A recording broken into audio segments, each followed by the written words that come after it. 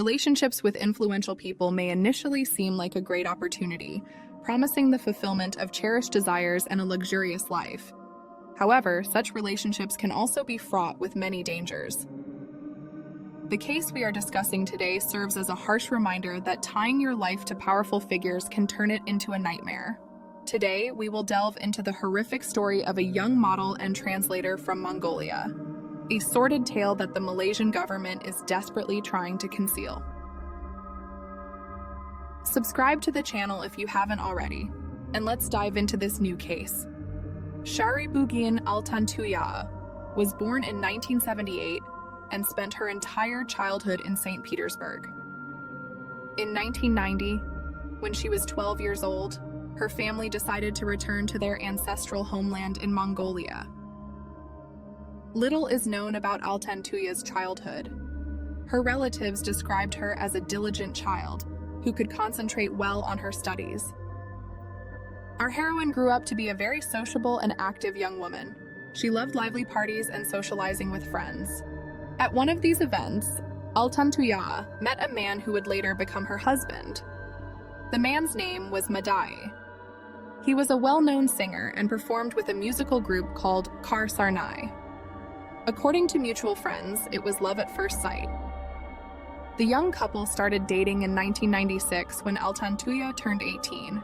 The new relationship of the famous singer immediately became public knowledge and was eagerly discussed on fan pages of the band. During this period, Altantuya enrolled in university to study translation. Enrolling in November 1996, she was expelled by January 1997 for regularly skipping classes and her situation at the time. The fact was that by then, Altantuya was pregnant and unable to study fully. Journalists described Altantuya and Madai's relationship as wonderful, considering them one of the most beautiful couples on the local scene. But the real relationship between the young parents was far from ideal. From the moment the child was born, the marriage began to fall apart. Madai was often absent from home, touring with his group and performing throughout Mongolia. When Altantuya was forced to stay home around the clock caring for her son, she felt lonely and abandoned, leading to frequent quarrels about everyday matters. Eventually, the couple decided to divorce, and in 1998, after settling all legal matters, they separated. Custody of their son was granted to Altantuya. According to her friend, Altantuya always aspired to become a successful model. She loved studying fashion and keeping up with its trends. Even when taking out the trash, she would dress stylishly. Driven by her dream to become a famous model, she moved to Paris in 2000 to study at a renowned modeling agency. After completing her course and receiving a model certificate, she returned to Mongolia and started working for a large company dealing in clothing imports from China. However, after a short stint, she decided to start her own business and established a travel agency. Being multilingual made this relatively easy for her. Altantuya spoke Russian, English, Chinese, and French. In addition to her work at the travel agency, she also worked part-time as a model for a local boutique, appearing in their new collections for magazines. While mingling in fashion circles and attending themed parties as a model for a famous brand, Altantuya met a man named Kuniko.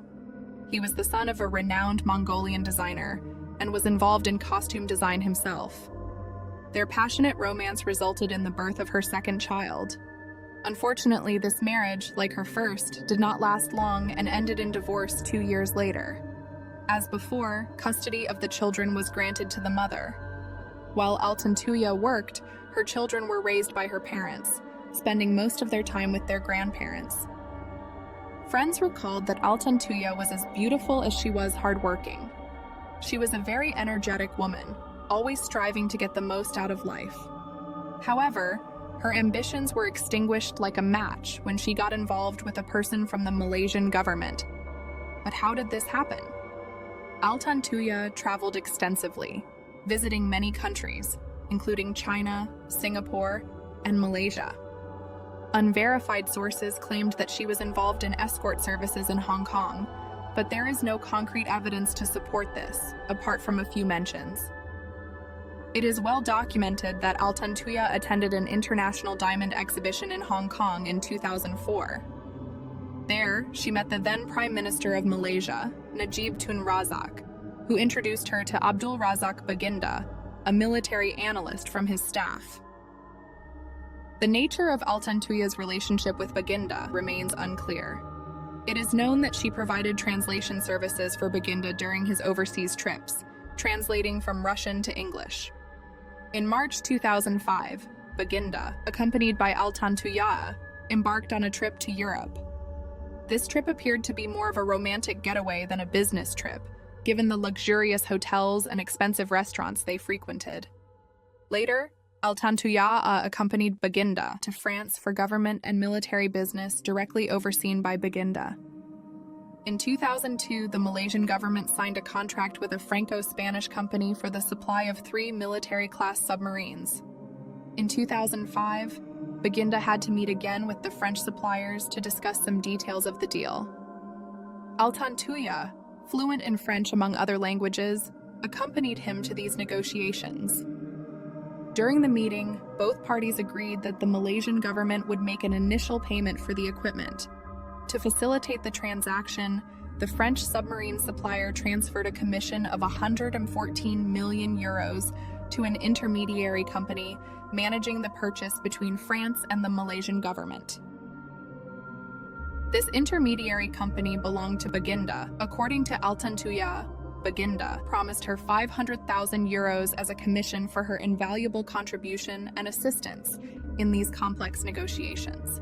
However, upon their arrival in France, the relationship between Altantuya and Baginda seemed to come to an end. Altantuya returned to her family, while her employer went back to Kuala Lumpur. Although their romantic relationship supposedly ended, some sources suggest that Altantuya was pregnant with Baginda's child at that time. Adding to her distress, Baginda refused to pay the promised commission, contrary to his assurances. The woman was left, quite literally, with nothing. Feeling cruelly deceived, she traveled to Kuala Lumpur with one of her cousins, hoping to compel her former partner to fulfill his promise.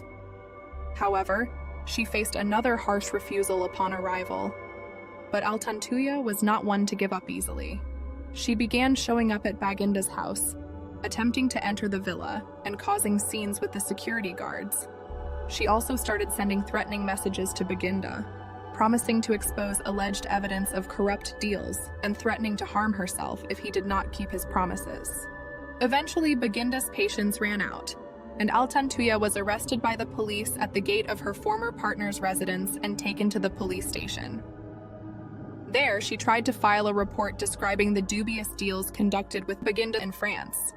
Naturally, her report was not accepted. Altantuya demanded the promised 500,000 euros and plane tickets back to Mongolia, but she was refused on all counts. She was also warned that if she continued to tarnish the reputations of officials with her statements, she would face problems. On October 18, 2006, Baginda contacted Deputy Director of the Special Security Division, Musa Safri. This was known from intercepted conversations. The next day, around 9 p.m., 2 officers from this division, Azila Hadri and Sirul Ajar Umar, arrived at the entrance to Baginda's villa. Reportedly, at that time, Altantuya was loudly cursing her former partner in abusive terms near the villa's driveway. That evening, Altantuya's cousin could not reach her by phone, which caused him great concern as she was always available almost around the clock, especially in recent times, suffering from insomnia and often talking to him late at night. His anxiety was further compounded by a message he received from his sister shortly before her disappearance, in which Altantuya asked him to go to the police and name Baginda as the main suspect if she went missing or was out of contact for more than 5 hours. Fearing for his sister, the man promptly filed a missing person report with the police and sought help from the Mongolian embassy in Bangkok. He also enlisted the help of a private detective. However, all urgent measures taken to find the missing woman yielded no results. 3 weeks after Altantuya's disappearance, on November 7th, the police received a crucial lead in the case. During the interrogation, security officer Azila Hadri, one of the men who arrived at Baginda's residence to calm the agitated Altantuya, revealed the location of her body. Investigators who arrived at the coordinates were shocked by what they saw. One young officer even required medical assistance, almost losing consciousness several times.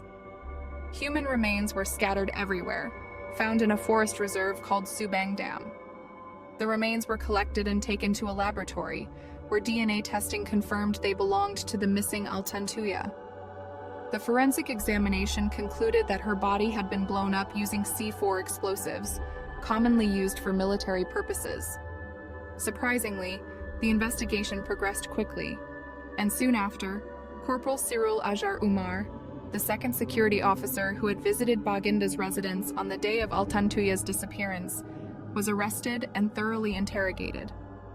A few days later, Abdul Razak Baginda was also detained and arrested on suspicion of involvement in organizing Altantuya's murder. A recently published secret police report on the case described the terrifying final moments of Altantuya's life. According to the interrogation statements, as soon as Altantuya realized the men were armed and serious, she began begging them to spare her and her unborn child. However, the security officers showed no mercy, forcibly pushing her into a car and driving her out of the city to the reserve. Azila then pulled her out of the car, threw her to the ground, and shot her several times with an automatic weapon. They then stripped her, placing her clothes in a plastic bag. It remains unclear why they chose such a brutal method to dispose of her body. They attached several sticks of C4 explosives to her legs, abdomen, and head, and then detonated it. The scene was reminiscent of a horror movie. Altantuya's father described the site of her murder as looking like it had been bombed, with a large crater in the ground. What happened to my daughter reminds me of a horror movie plot. I've only seen such terrible things in movies. I visited the site of Altantuya's murder. This place in the reserve looked like it had been bombed. There was a huge crater in the ground, as if from a shell impact. Try to imagine how I feel. On November 15, 2006, security officers Inspector Azila Hadri and Corporal Cyril Ajar Umar were charged with murder.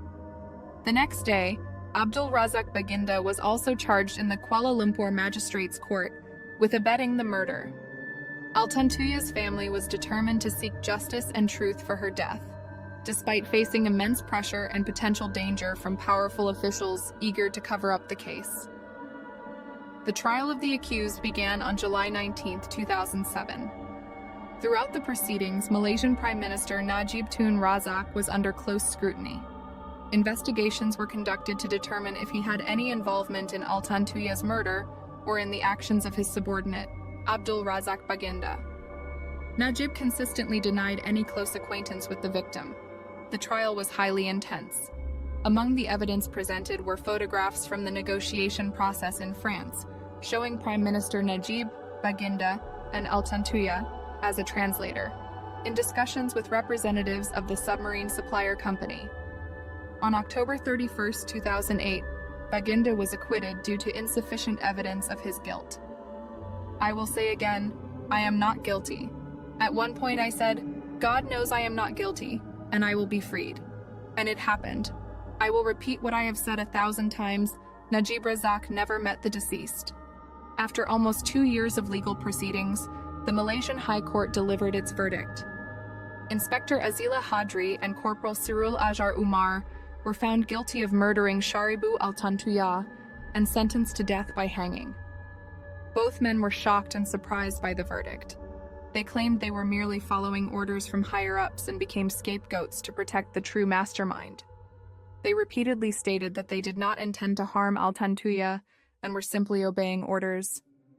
Both convicts later filed appeals, which were reviewed much later in late June 2013. Remarkably, a new judge, upon thorough review of the cases and the investigation process, acquitted both murderers of the previously filed charges. This decision was unprecedented. Death row inmates were acquitted and released. The acquittal was based on investigative errors and inconsistencies in the prosecution's evidence that led to the conviction. After Azila and Sirul were released, prosecutors promptly filed counter-appeals against the court's decision. These appeals were reviewed 2 years later, in January 2015. After lengthy deliberations, the federal court overturned the acquittal and resentenced the officers to death. By this time, however, one of the murderers, Sirul, had fled to Australia and was not present at the hearing. Nevertheless, he did not manage to escape far. On January 20, 2015, he was detained by Australian immigration authorities. Sirul fled to Australia because the country's laws prohibit the extradition of criminals, even those who committed serious crimes, if they face the death penalty in their home country. In Sirul's case, the Malaysian court's death sentence was precisely that. The second killer, Azila Hadri, who remained in Malaysia and was rearrested, demanded a retrial and a review of his sentence. But the federal court rejected this request, definitively proving that no errors were made during the additional investigation, and that the sentence was absolutely lawful. Since December 2020, Azila has been on death row, awaiting the execution of his sentence. The murder of Altan Tuya caused a stir and discussions about this horrific incident in Malaysian society, and attracted the attention of the French media. The main questions that concerned the public were how Baginda was connected to Altan Tuya's murder and what the true motive was. A detective hired by the victim's family claimed to have information proving an intimate relationship between the official and the victim during their visit to France. After the detective's statement hit the media and was picked up by journalists, he suddenly refused to comment further and later disappeared entirely. Neither his lawyer nor relatives could contact him. He vanished along with his wife and children. Many speculated that he was hiding, fearing persecution by the Malaysian authorities. Later, the detective resurfaced in the public sphere, claiming that he was forced to leave the country and agree to a deal offered by the Prime Minister of Malaysia. Allegedly, he was paid a substantial settlement amounting to several $1 million in exchange for not discussing the Altan Tuya murder investigation and leaving the country. Whether this arrangement actually took place is unknown, as it cannot be confirmed now. The detective tragically died of a heart attack in March 2013. Abdul Razak Baginda has always fully denied his involvement in or planning of the murder. He claimed that the victim had been blackmailing him for a long time to get money, and that he had hired the convicted officers solely for his protection from possible unexpected actions by the unstable translator. He asserted that the responsibility for the girl's death lay entirely with the special branch officers Azila and Sirul. Baginda also categorically rejected the notion that the murder was in any way related to the purchase of Malaysian submarines. Throughout the investigation of this case, certain media outlets demonstrated a strong bias, portraying the victim in a one-sided manner. Altan Tuya was labeled as a call girl, criticized for her pregnancy out of wedlock, and depicted as a greedy and vindictive woman seeking to profit from innocent people. It was unbearable for Altan Tuya's relatives to see the media tarnish the name of their deceased daughter. At some point, a letter from Altan Tuya to Baginda was made public. In the letter, she admitted to her impulsiveness towards him and her explosive temper. She also threatened to end her life if she was not paid the promised money from the deal. The letter made it clear that, in addition to feeling financially deceived, Altan Tuya was deeply hurt by being abandoned and unloved by Baginda. All she wanted was to see her beloved once more and talk to him. My daughter's children were deprived of their mother's love. She is gone and cannot return. Nothing in the world can replace a mother's love and care for her children. Nothing. Altan Tuya's life was taken. She was executed, and one day all those involved in this crime will be punished. The brutal murder of Altan Tuya remains an open wound in Malaysian society.